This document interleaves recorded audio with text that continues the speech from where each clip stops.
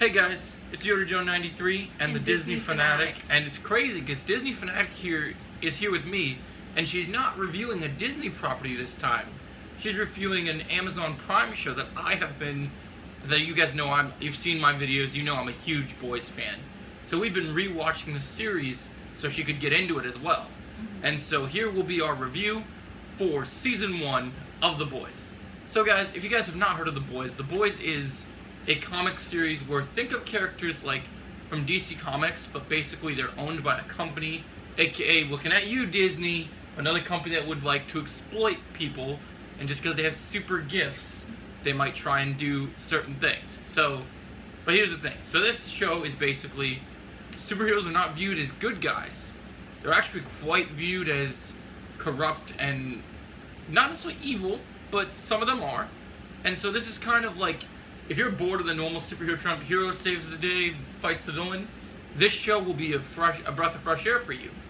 Because it's about real people dealing with the consequences that superheroes make by basically, we hold them accountable because when they save the day, sometimes there's casualties and they don't look at those casualties at the realism that they should.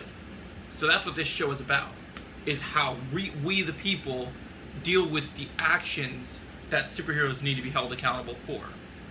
So the first episode opens with Huey watching A-Train running through his girlfriend, and that's when the revenge quest starts. And then all the characters kind of go on their own reasons for why they want to go after revenge on these stuff.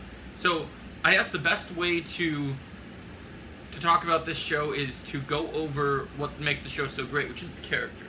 And the gore. Yeah, and the gore. So this is on Amazon Prime, so even though Netflix has some pretty gory stuff, this pushes the limit of quite many things. This is definitely an 18-plus show. You do not want your kids watching this unless you approve. It's definitely 18+. So for starters, let's talk about the characters that we love. So we'll talk about the worst character first. So there's this character in the show that interacts with my fiance's favorite character, Starlight, called the Deep. He's Aquaman wannabe. Aquaman's much better than this dude. This dude is a piece of shit, and he will do anything he wants to gain his approval from his boss, aka Homelander, aka Superman Jr. So, but here's the thing. He's a dick, and he's got a fish dick. So I mean, he's not he's all fish, and he's just not very interesting. He's just a dick. I know in the later seasons, as someone who's watched his character arc, he has a pretty interesting character arc, and he does grow as an interesting character, but he's just not that interesting. The characters we do love are, of course, Starlight's great. I like Mother's Milk. I like how Mother's Milk is the voice of reason. I like Frenchie for being French and being kind of wanting to appeal to everyone's sense of humor, and his take on everything is great. Kimiko. Yep, Kimiko is great, and Huey is great because he reminds me of many things. I love that his dog is good old Simon Pegg, aka Scotty. Pick me up, Scotty. So that's fantastic. But the two characters that this review is going to revolve around, who the show is actually about, is the rivalry between aka Kyle Urban from Lord of the Rings and Star Trek and all our favorite things, plays our lead character, Butcher. Someone who he's had his life fucked up enough, and he finally decides to take things into his own hand, and he's kind of brings Huey, Mother's Milk, all these guys together in a plan to get revenge on the Supes. But the thing is, it's not about helping other people, it's not about helping his friends, it's about Homelander took and raped his wife. So he does not like that. Yeah. And so speaking of Homelander, so yeah, we love Butcher. He's a British dude. He's using babies with heat vision, saying it's fucking diabolical, mate. Like he's great. He's calling people to see you next Tuesday. He's a fantastic character. He really does make the show entertaining, and I love it. Second favorite character, of course, is Homelander. There has not been a better villain in TV history lately. He is just incredible. And we were gonna make this a video of being only 4 minutes, but it looks like we're cutting down. We have so much more to say, so we'll let this video not have an intro. But yeah, so Homelander is great. He's a great character. They really have crafted him into this. He's like Superman, but he's got Captain America's humanity. But then he also is like, he's a complex person. You don't know if he's gonna have a really good speech and do something really good, like like Captain America and Superman being the voice of reason. If I was going to relate him to a Disney character, I would relate him to Scar. Because Scar represented like a family member, but then he turns around and backstabs. Yep.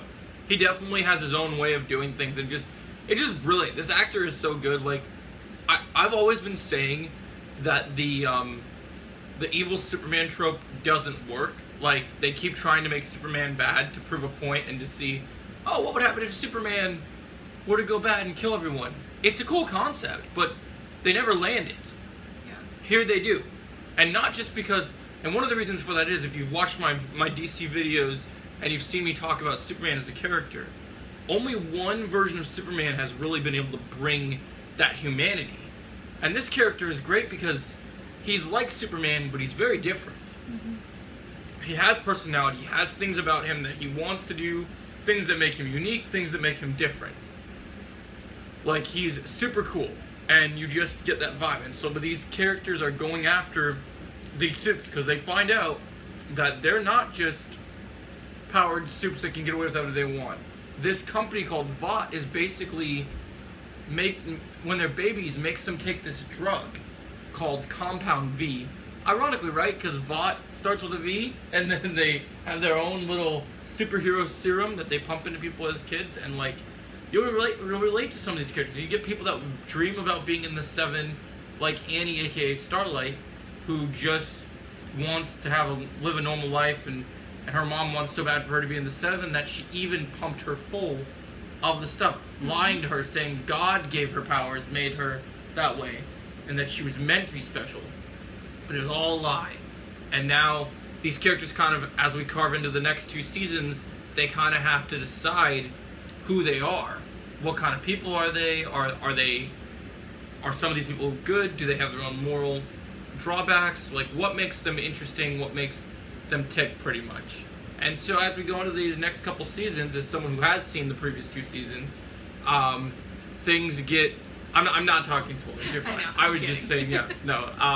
But literally, the growth of these characters is what makes it so exciting, and each one of them has an interesting perspective, and yeah, I think this is a great show, and I've really been enjoying rewatching it even more the second time. It's got humor, lots of violence, lots of gore, lots of profanity. Oh yeah. Like, it's definitely got all these great things, but we love it. Like, it's something that is very refreshing to see. It's not made by Disney. It's not made by Warner Brothers or DC or any of the normal superhero companies. It's its own thing. And of course, I always love those shows where you watch it and you can relate to one of the characters in there. The person that I relate to the most is, of course, Starlight, aka Starlight, yes. aka Annie. Yep. She grew up in a Christian home, and so did I. So, like, seeing her backstory and seeing what she's went through, it just definitely hit home with me. And being able to see her come out of her shell and start to be her own person, that just, it's awesome to see. And, of course, my second favorite, of course, would be, what is Butcher. This? Yeah, Butcher. I'm sorry, I'm still not good with names. She'll learn them and eventually, no worries. But, yeah, it's definitely a refreshing series to see. All the gore and all the action, it's all awesome. Yeah. It's top tier. Absolutely. We're going to give The Boys a 9 point... We're going to give The Boys Season 1 a 9.7 out of 10. As someone who's watched the show and wants to compare the other seasons, this is what's referred to as a freshman season. So for the first season, it's damn good. But I promise you, when you watch Season 2... this is a show where, you know how we talk about when we do flash reviews, how characters are constantly leveling up and getting new abilities and different skills? That's how The Boy works. The Boys Season 1 is good. But it can be better. Yes, even though it is really amazing already. And you think, like, but the show is so amazing, how does it get up here? Oh, it gets up there. And then it gets up there, and it goes there. Like, and it's gonna go there. Yep, exactly. You gonna do one of those? I'm gonna do one of those too.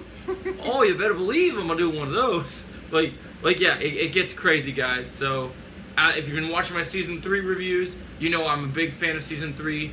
Once we watch all the seasons, I will be ranking all of them, so look forward to that. But this is our season 1 review.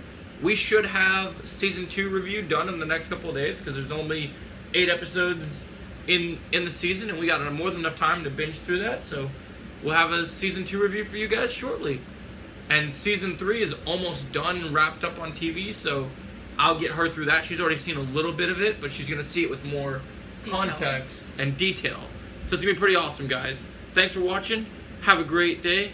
And make sure to leave a like. And remember, it's fucking diabolical, mate.